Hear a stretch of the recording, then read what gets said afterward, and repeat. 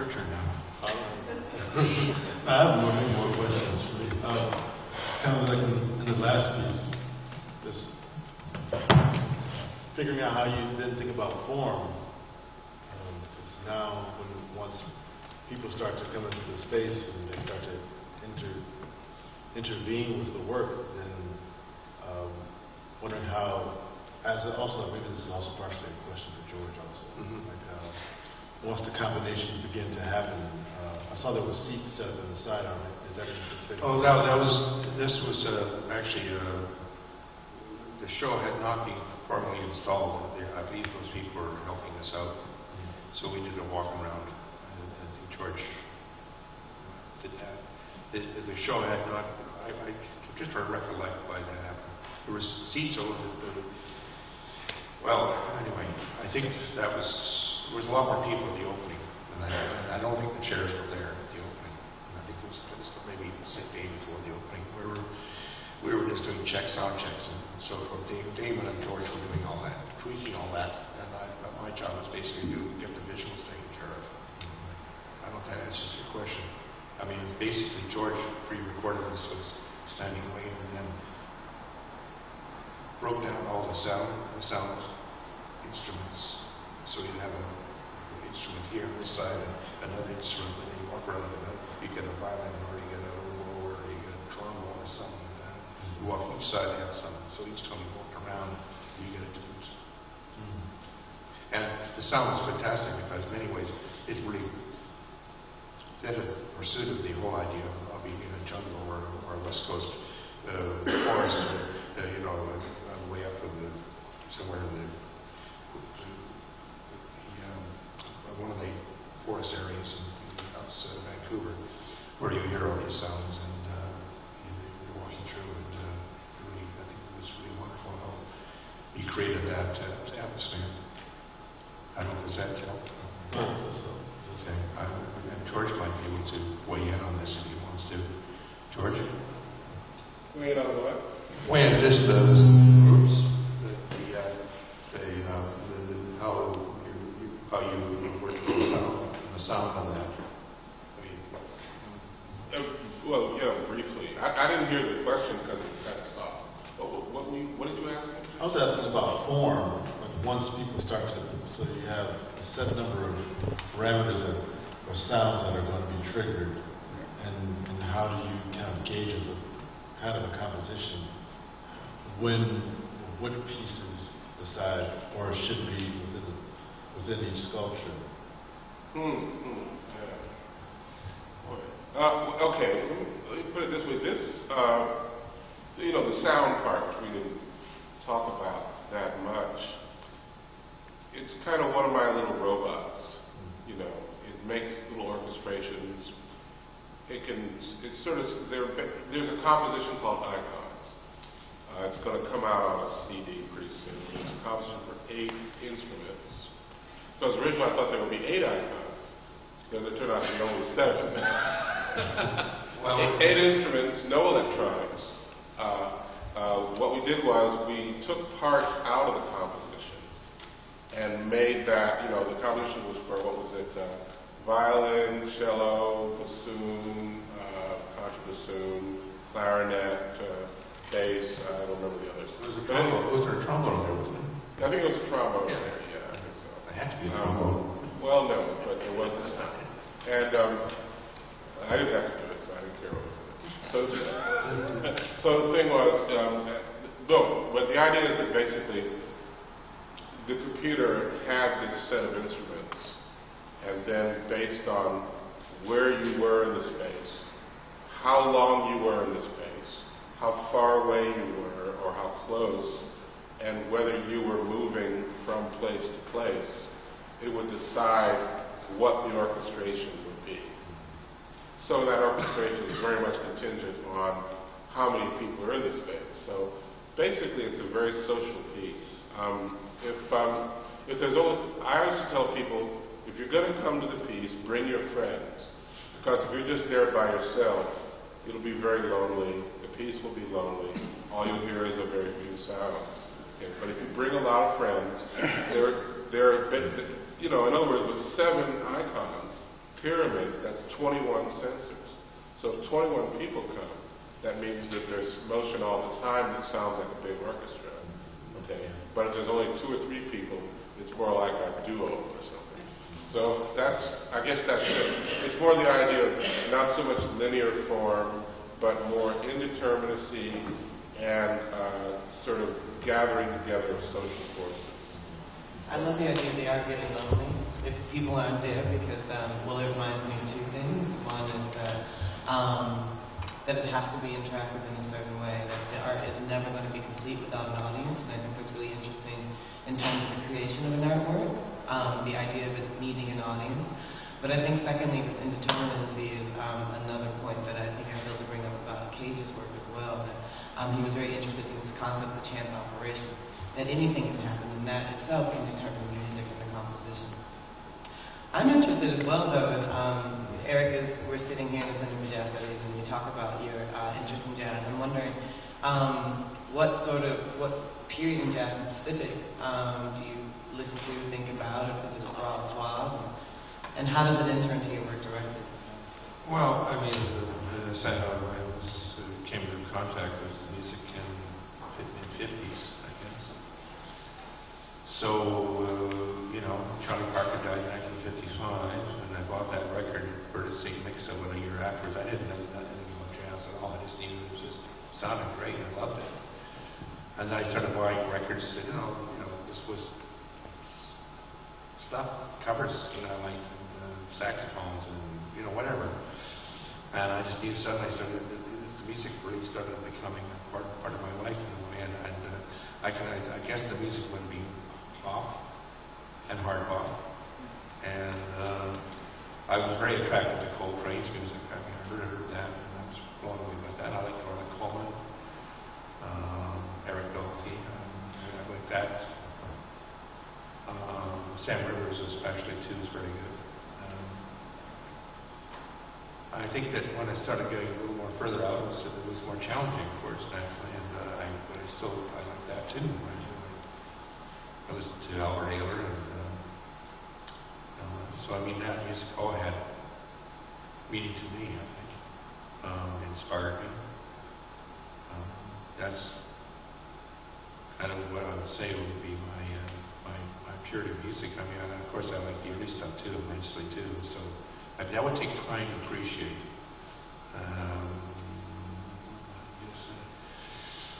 People like Earl Connor and Fats Lord and Al Hines, and of course then Jackie Baird had entered into the picture, and Mel Over, and terrific piano players, just amazing, and Monkey, of course, actually.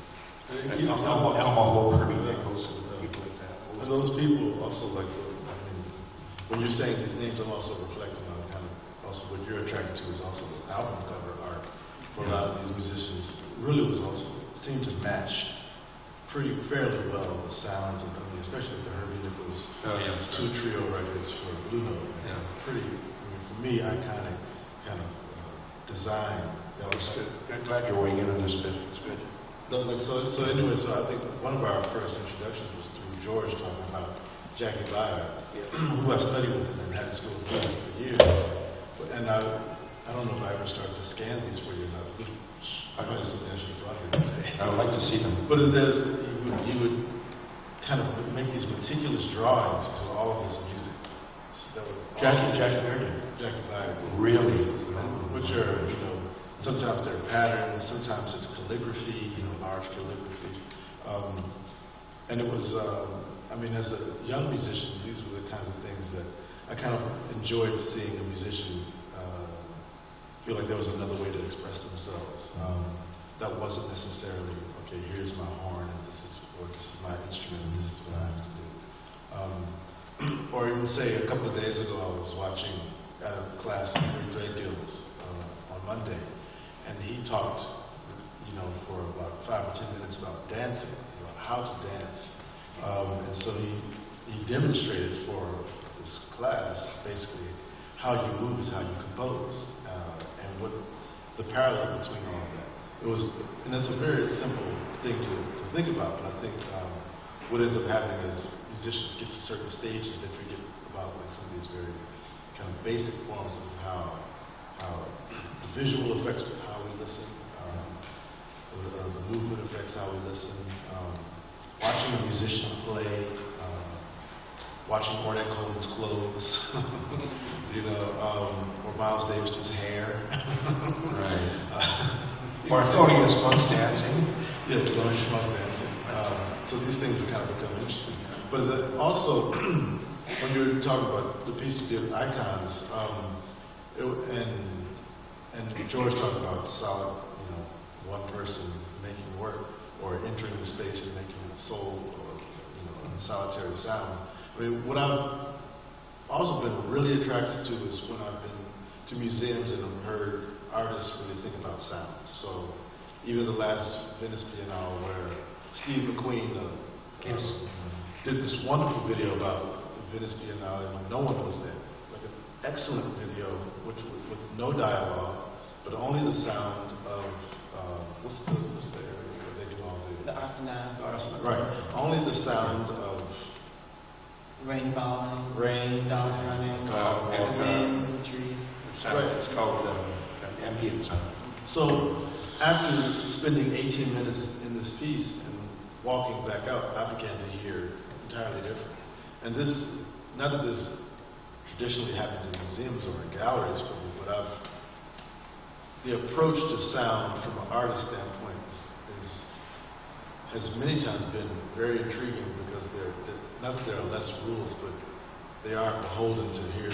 I have my C major chord that I have to be beholden to.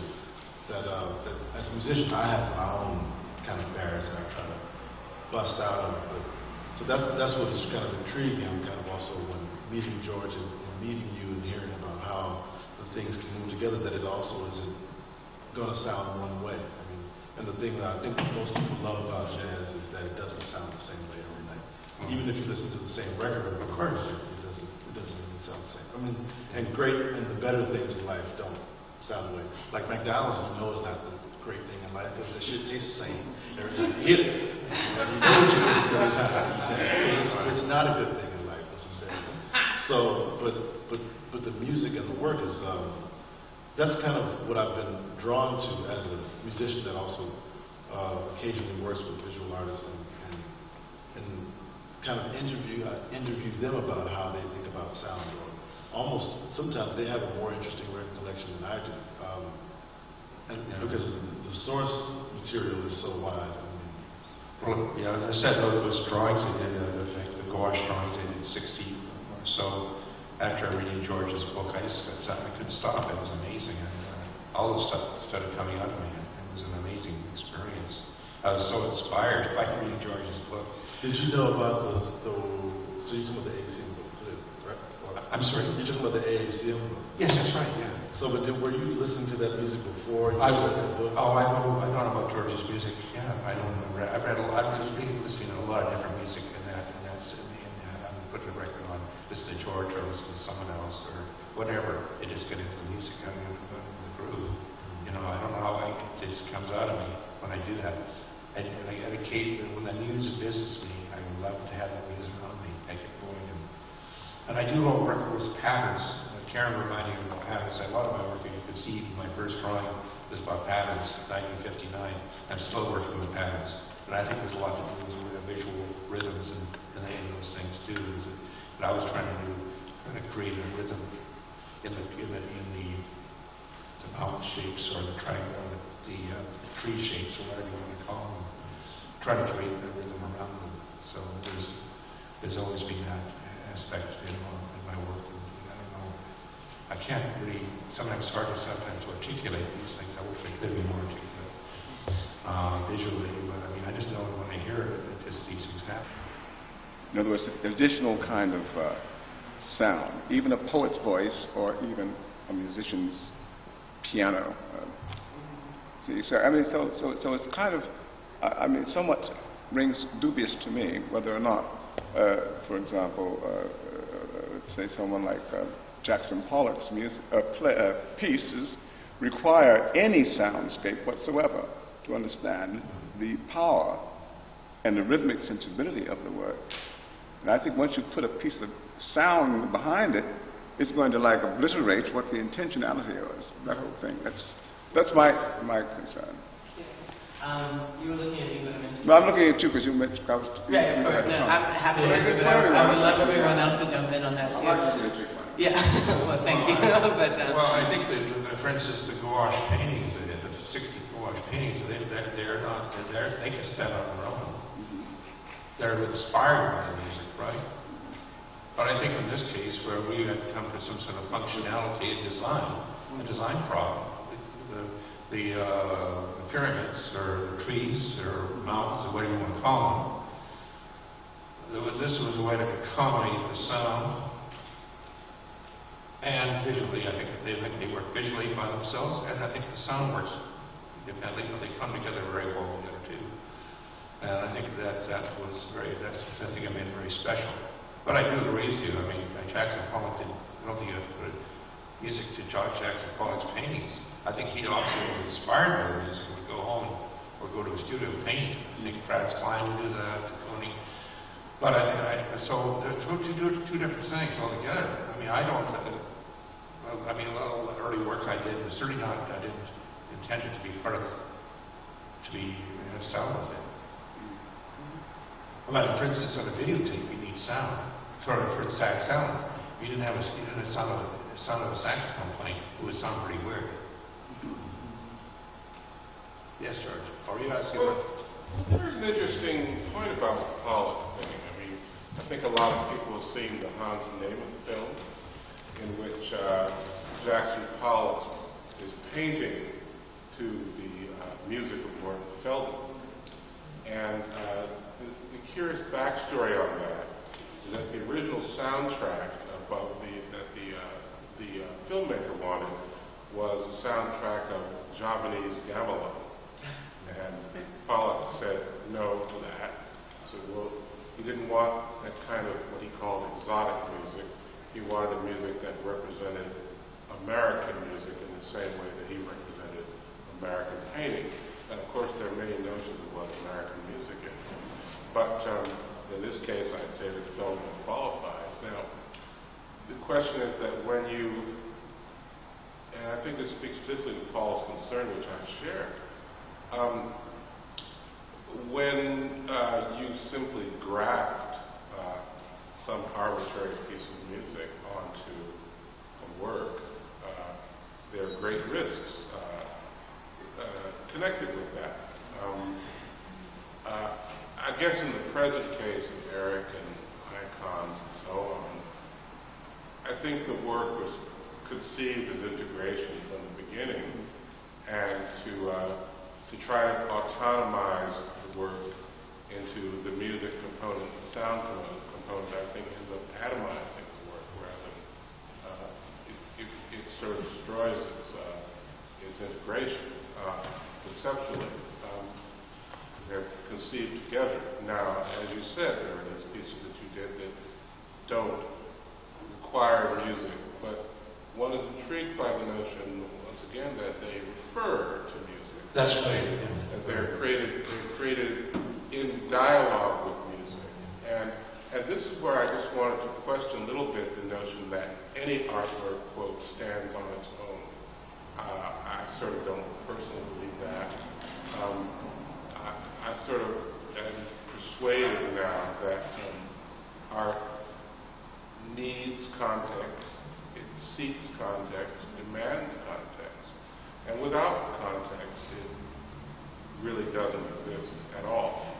And the idea that somehow we would simply stand before it, that alone is sufficient context to indicate that art that stands alone actually recedes into nothingness, as far as I can see. I think that's a really great point. I think, once again, that may be more of an art historical question as well. How does one integrate the context of the art object? But to answer your second question, I do believe that all sound work is a kind of installation work. And if you think of installation as a kind of 3D practice, and one that is really about moving through space, I mean, personally, and I don't know how many people would agree with or disagree with this here, but I think of sound as a three-dimensional thing. It's not just about this kind of receptor that goes to the ear, but it is about literally an environment that's built around the body. And for many artists, especially in an installation context, that is the basis of the work. It is about the bodily experience and the three-dimensional experience, and not just a visual one or an optical one. And also, you know, also depends on who's doing what. And so for whose work asks then for sound to accompany it. I just kind of like have a couple of cases where I was asked to kind of add sound, or so say a museum, the Walker Art Center asked me to make some music based on something in their collection. Now at that point, I could have gone to the very obvious people like Jackson Pollock or Rothko or any of these kind of, I think, very, you know, easily associated with jazz kinds of people. But I knew that there were so many bad versions of that already existed, that I didn't want to be a part of that canon of, okay, here's my simple jazz along with the swirl. And I chose Adrian Piper, who I thought was a much more kind of complicated artist to deal with as a figure, and more started to understand a lot more about what my process was as a musician versus what was her process as a musician. And then not taking a piece that she had already done, but tried to make something totally new, extracted from what she had made, and even having her read her own text that she had in bubbles, rather than just look at the text and opera and play along with it. And sometimes also it depends on like what the space is. Like this space in this big 30-foot high room, how sound works in here is very different.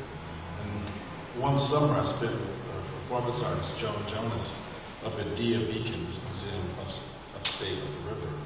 And in their basement, well, it's not their basement, it's an old parking garage for an old factory, maybe the Nabisco, not the Nabisco factory. So it's a parking garage, basically. It's, I mean, enormous, you know.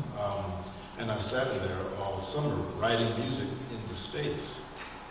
What that does for my sensibility about what I would normally play in this room versus what I would play in my living room, you know, or Village Vanguard, you know, like started to then change how I thought about composition, and about composition that would then be associated with all of these actions that were happening and the dialogue that was happening. I almost aim sometimes to go for the intervention, even in the pieces that think that they are complete, is to go for that moment where you actually might really mess it up. You might actually mess up their work by adding something to it. More because I'm kind of tempted by it as a bad child. But I think in that risk is kind of how I play as a musician. It's what I think has actually made me partially successful as a musician. That there are places that are off limits, supposedly. But in those places are like great, you know, possibilities that if everyone decides to only walk on the rug, then, okay, who's going to really feel good?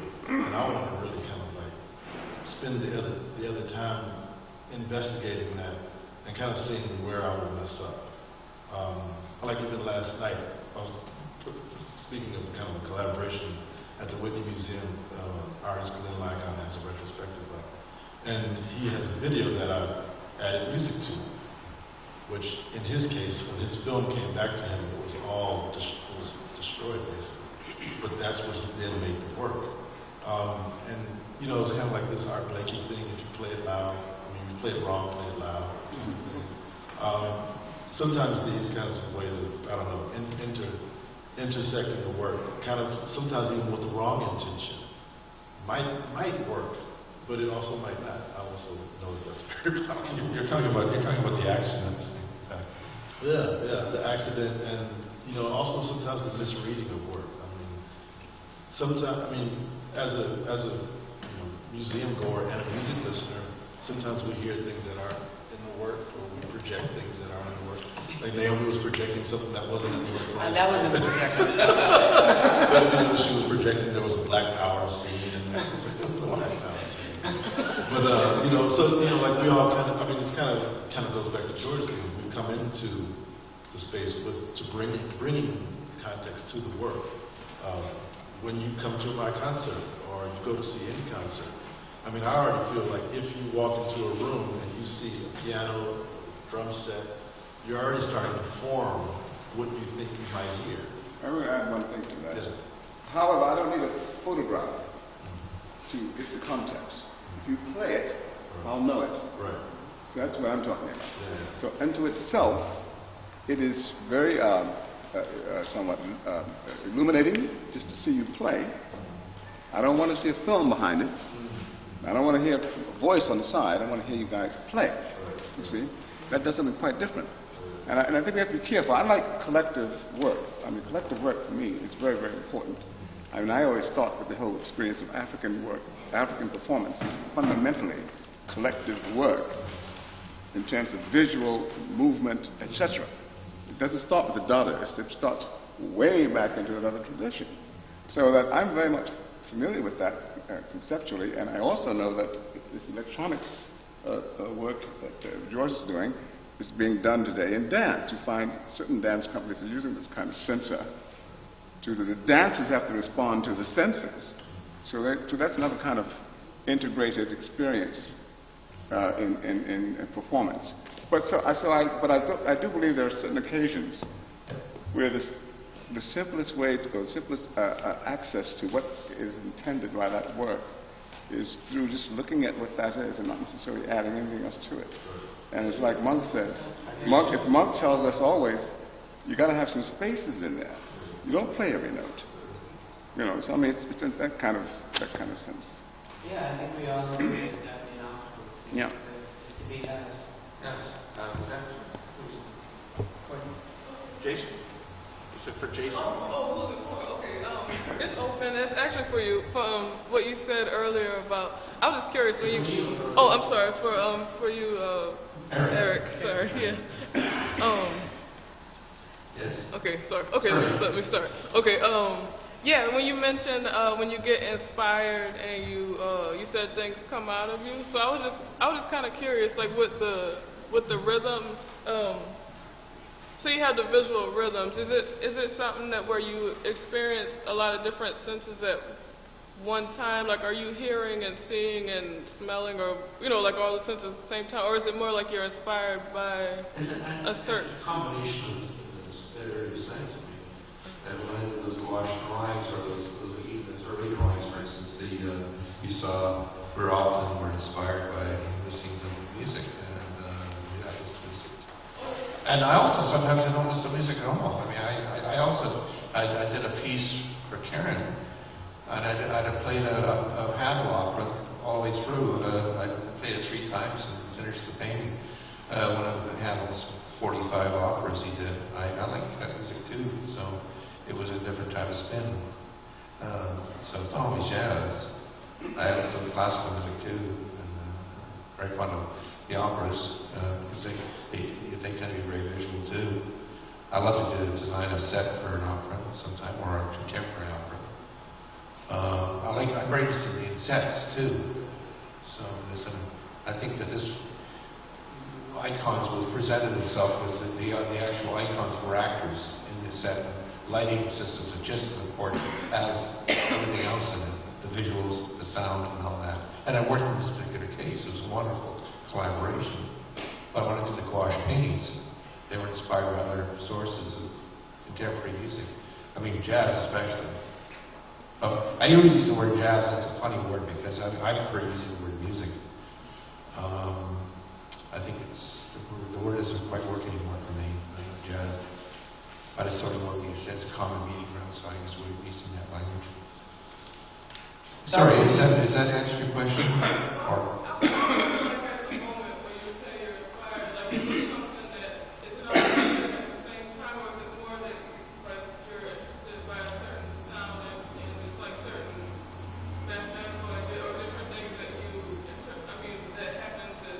I'm not really, visually, mathematically, the triangle piece is about as close as you get to physics, visually, I think. The triangle pieces I showed you, someone said they were like physics, visual physics, and I think that's interesting. But when they weren't inspired, they are rhythmic, They have rhythm to them. You look around, the patterns especially work. When I listen to music, maybe, or it depends on the mood I'm in. You know, I mean, but often the muse comes from music. Most of the beat, I use the word muse, and it's hard to explain that process, really. I mean, it's like, how do you ask someone when he improvises on the piano, how does he come to his version of Firewalls as opposed to Mal Waldron's version? It's quite different, but they're both wonderful pieces of music, or it's a wonderful composition. And I appreciate the way it's made. The music is the composition itself and how Jason interprets it as much as how Mal Waldron interprets it. And if I sit down and do something, I might interpret it differently next time around. Whatever. So it's hard to articulate. It just something happens, you know. And it sounds kind of easy.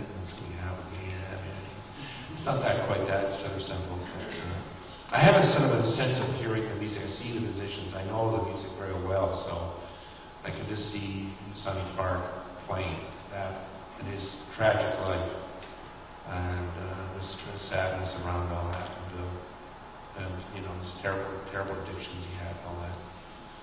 A lot of those guys, when we get past 32, 33, you know, all that is terrible. You know? So, real empathy and passion. You see that in your work? Oh, yeah, I'll be dead in a few years. You mind? Yeah, I just have more questions. And go. Yeah. I wanted to ask, I missed the first part of the conversation, so you may have covered this, so I apologize. I just wanted to ask, as far as, to both of you, to whoever feels compelled, you two. Okay. Yeah. Visualize. Both of you. Does it come through you? You know, you're improvising, you're creating work. Do you feel like it's coming from you? Is it coming through you? Is it a mixture? Are you strategizing? Are you just open? I mean, to your creation, when you're creating, especially when it's considered when you're specifically improvising, when you know that's exactly what your agenda is. How is that different from when you are not improvising, when you're going in with a specific strategy? Do you allow improvisational moments to happen when you're doing visual work or when you're creating composition? I guess I'm trying to figure out, what does it feel like as far as you're concerned? Is it something that happens inside? Well, you should say, Jason. I could start. But, I mean, you might know before. But I think for me, I mean, I spent a lot of time when I was growing up. My parents collected work, so I spent a lot of time trying to learn McCoy timing solos and staring into paintings at the same time, like hours. And the work that my parents collected was by a guy in Houston named John Biggers. Who? John Biggers. Okay. And John Biggers' work, there's lots of subjects happening all through it. So it's not really, I mean, in the piece that we have. So I found myself like really practicing and staring a lot. And so that kind of was part of my formula as a growing musician, was this kind of interaction with visually. When I started to learn how to improvise, I don't know if stuff, I mean, like you say last night, the video of Glenn's is abstract for the most part, even though it's very also representation, but it's mostly visually, it's abstract. And for the original score, I did improvise only to this abstract work. And it was, I mean, and I might liken it to seeing a performance that George did with Merce Cunningham's company maybe 4 years ago, 5 years ago, where the music is that sometimes it collides with the dance, and sometimes it doesn't. And so in the same way that I improvise with a band, it's sometimes to be in line with that band, and sometimes to be far away from them, and to come back at points. And also also it's not just about the band, it's also about your audience. How do you then pull your audience like along with you so that they know that you actually have their hand, even though that you're dragging them at 100 miles an hour across the street. And then you say, no, get up, it's cool, it's cool, it's cool, I got you. So really, like when I'm improvising, that's kind of part of my psychology around it is really a push and pull of kind of people's emotions. And then when I find emotion that I really am ready to stay full out without anything else, as you say, this is just it. It's pure. This is the pure. Then it's time to then just sit on this thing. But I think I feel these things, you know, in a room with people, an audience, with musicians, with the instrument, relationship with the instrument, with the sound that each band members makes together. I mean, it might be the same, like when you're combining the paints on the palette, put it onto the paper, it goes through this brush, you know, like, so that's kind of my process through it. Well, you're also talking about, you know, the empathy of the room and the response of the audience and those sort of things. I mean, I've done some performance art. I know that what that's like, and you know, you work a room, you get a sense of the room, and you get the right feeling. But you know, what's nice, for instance, those drawings I did for the icons.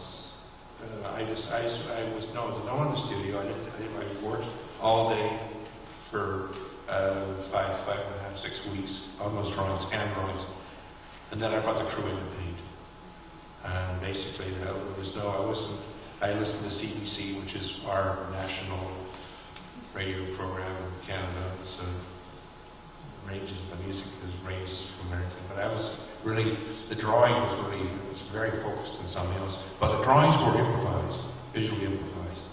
One thing would lead to the other. And I don't want to try and illustrate that by I would make one shape and then a shape with something else. You have to have a form if you're making art. You have to know what you're doing. You have to know your form. And that to me, like knowing the structure of the firewalls, and to be able to put it out in a different way.